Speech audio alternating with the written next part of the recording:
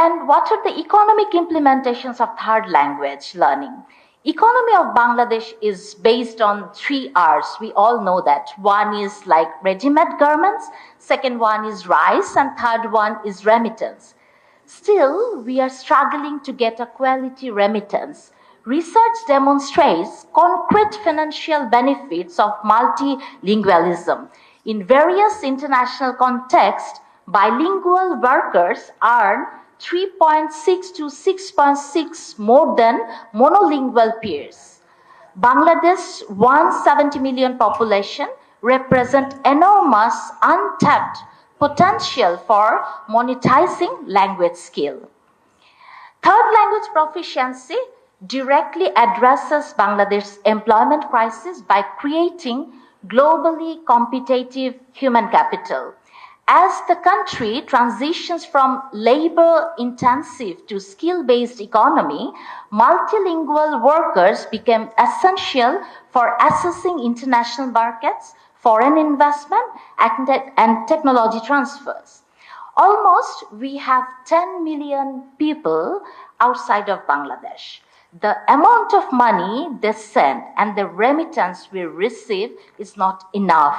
Whereas we could get 3 to 4 times more remittance if we could only learn a third language based on the particular market demands. Currently, 92% of Bangladeshi migrants work in Asia with only 5% in Europe. Strategic third language education, particularly European language like German, French, Spanish, could increase European migration from 5 to 25% within a decade, significantly boosting remittance flow and reducing dependence on Middle Eastern markets. So, even if you know only German, this language proficiency alone opens access to Europe's largest economy and key trading partnership, as German remains the primary trading partner for most of the European countries.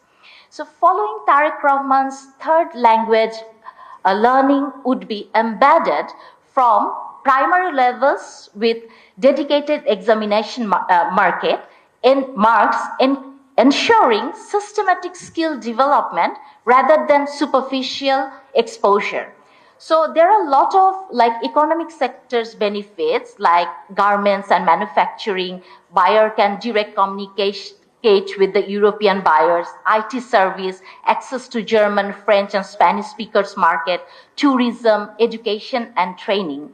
So strategic third language education positions Bangladesh to capture high-value service exports, reduce brain drain through domestic opportunities, and transform its demographic dividend into genuine economic advantage through skilled multilingual workforce development.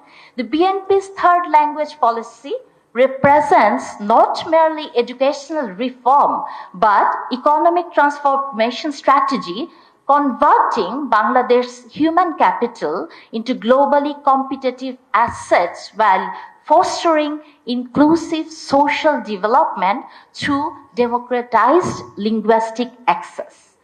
Now, I have a bad news for Oshim Bhai. Oshim Bhai said this morning that there are 2 universities in Bangladesh having world ranking between 1 and 500. But this morning, I have a very heavy heart to see a news where it says that no university in Bangladesh has ranked in between 1 and 500 in world ranking. World Bank, no, this is the today's news, and ranking is always changing, like you know. And the second one is World Bank says our 11th grade student standards are equivalent to the 7th grade in international standards. Singapore considered our undergrad standard as the same of their foundation course.